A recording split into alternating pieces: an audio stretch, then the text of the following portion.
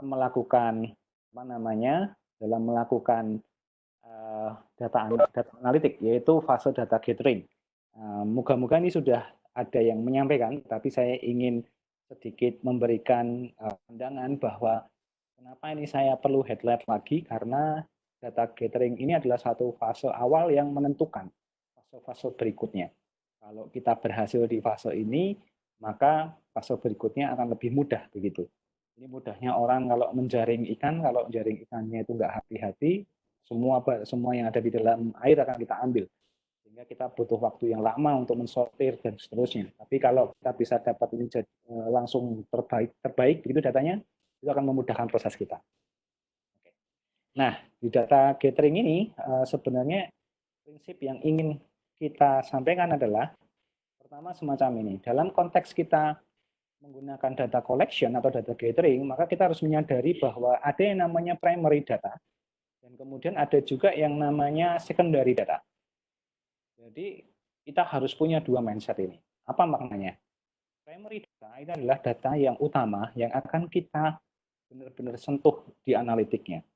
Dan secondary ini merupakan data-data pendukung yang menyebabkan kita punya point of view yang lebih lengkap.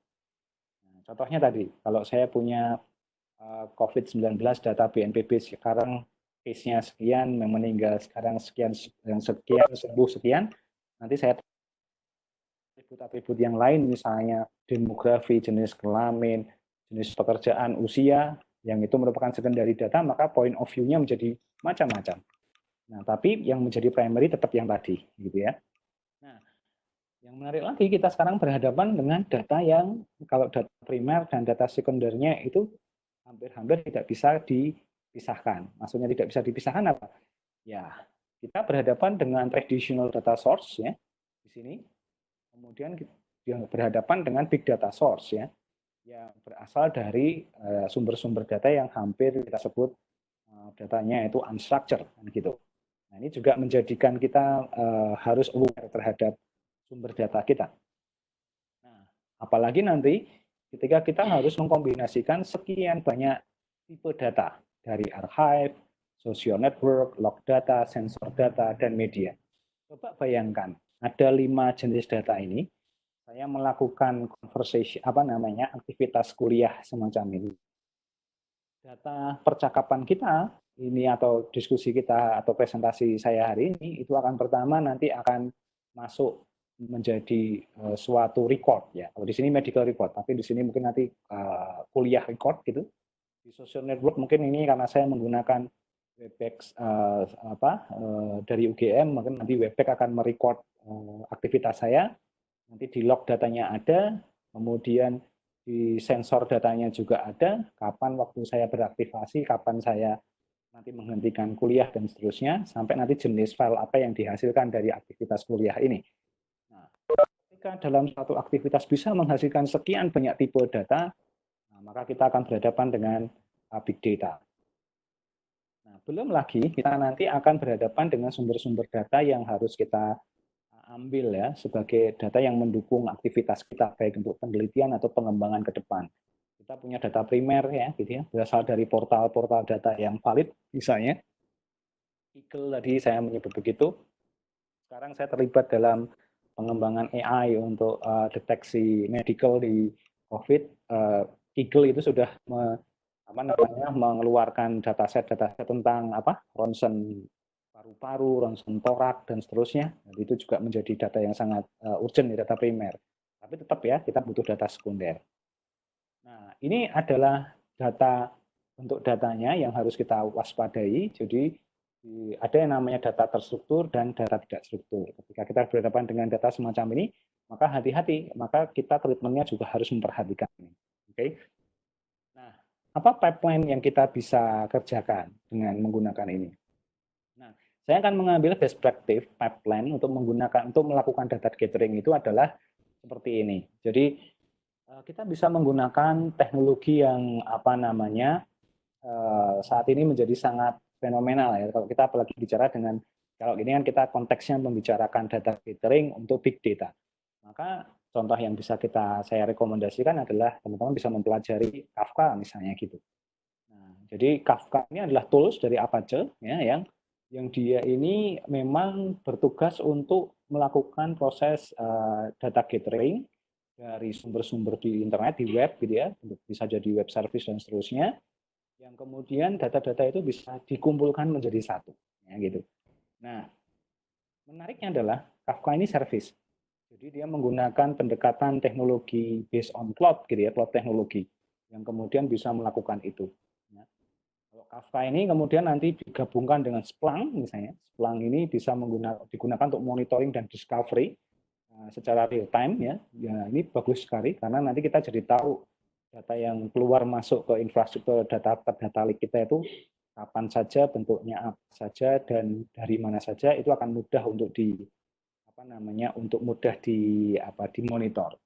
Nah, kemudian nanti kalau mau diproses, kita bisa hubungkan dengan Hadoop gitu ya, atau mungkin dengan Scala, atau mungkin dengan yang lainnya, atau Elasticsearch sekarang yang muncul, itu analytic report-nya agar kemudian bisa melakukan agregasi, melakukan komputasi, penghitungan tertentu yang nanti mendukung untuk bisnis analisis ya, atau data analitik atau data scientist atau data science ya, menggunakan apapun lah ya, Tableau, Autodesk, Datamir dan seterusnya. Nah, apa sebenarnya yang ingin kita cari? Yaitu adalah ini agar kita cepat sekali untuk melakukan onboard ya. Onboard itu tadi mengkoleksi data. Nah, jadi kita langsung mentransisikan semua proses data gathering itu menjadi service. Nah, coba bayangkan rekan-rekan sekalian, ketika kita kebutuhannya untuk mengcapture data banyak besar, contoh saya di COVID-19 ini saya punya rekan-rekan volunteer data berjumlah hampir 486, hampir 50% diantaranya itu kita bagi menjadi 34 grup provinsi yang setiap hari, sore hari sampai malam, mereka harus melihat ke sumber-sumber data di pemerintahan untuk melihat tabel-tabel perkembangan case-nya. Kemudian secara awal-awal 2 minggu pertama mereka melakukannya secara manual. 2 minggu terakhir kita coba bikin servisnya menggunakan Kafka untuk ngambil, meng-crawl, meng-scrap data websitenya itu, dilihat polanya, kemudian dimasukkan ke dalam proses pipeline agar bisa dilakukan dengan otomatis. Teman-teman data data ranger kalau bahasa saya sebutnya ini, kemudian tinggal melakukan monitoring. Kira-kira yang diambil oleh Kafka dengan yang kemudian dibandingkan dengan case real di report di webnya, itu sama apa tidak. Kalau terjadi perbedaan, maka kemudian harus diperbaiki lagi prosesnya. Nah, semacam itu ya. Jadi ini menjadi sangat challenging. Nah, bagaimana cara kerja Kafka ya? Prinsipnya dia seperti bus gitu ya. Kalau bahasa sistem informasi dulu ada istilah enterprise service bus. Tapi kalau ini adalah data gathering service bus ya.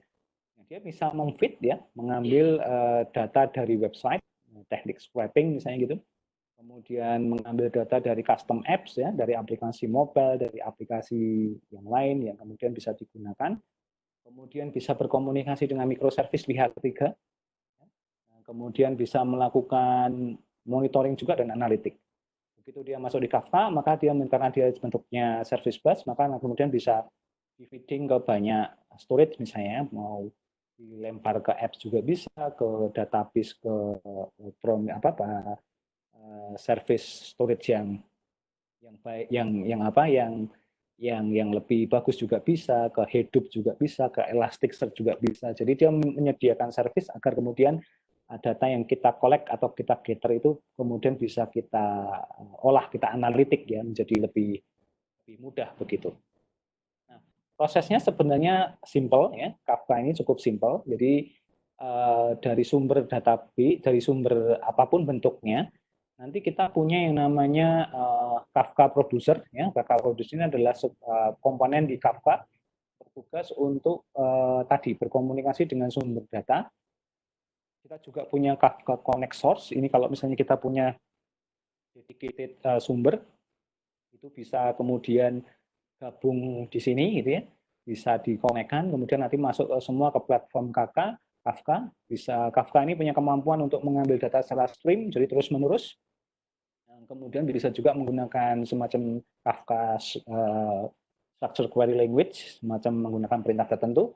Nah, kemudian nanti dari sini kita bisa lempar ke beberapa feeding ke beberapa aplikasi, mau broadcast email, oke, kayak kalau mau ke target database, data warehouse juga tidak ada masalah.